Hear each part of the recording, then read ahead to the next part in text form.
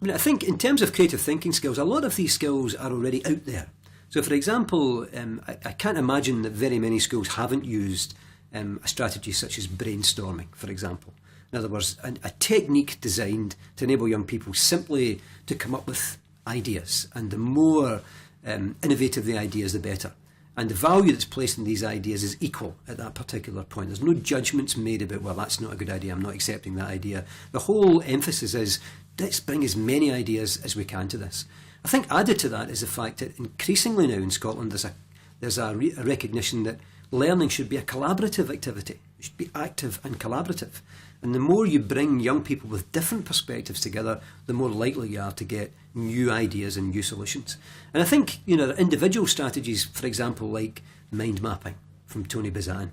Now, again, there are some people who would argue that mind mapping will provide all of the answers to the problems of learning. I don't accept that. I don't think even he would argue that. But what it does is it gives a very powerful tool for young people to actually think slightly differently about problems and to begin to bring a whole series of different ways of organising their thoughts together, which can themselves be quite creative. So the young person, for example, who given a writing task, sits and says, don't know what to write, can't get started, don't know what to do.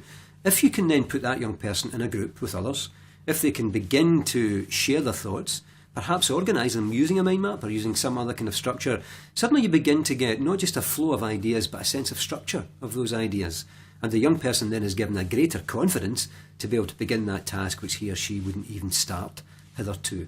So again, there are no secrets to this. There is no single answer to making young people creative. It's more about giving them permission to be creative and recognising that the ideas that they have that might seem slightly out the box may well be quite important. And this is, I suppose, is what you would trace back to de Bono's lateral thinking, the idea that some problems are simply not solvable by the application of logical thought or critical thinking, that you somehow need to come out of left field occasionally to solve a problem. And I think it's about freeing youngsters up to realise that there aren't always single solutions to problems that are posed.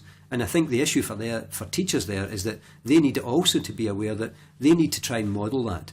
And instead of teachers historically asking closed questions to which there was only one answer, which happens to be in the teacher's head, then you begin to generate a series of open-ended questions where there isn't only a single answer, where there are multiple perspectives, and where creative thinking becomes part and parcel of the way we learn.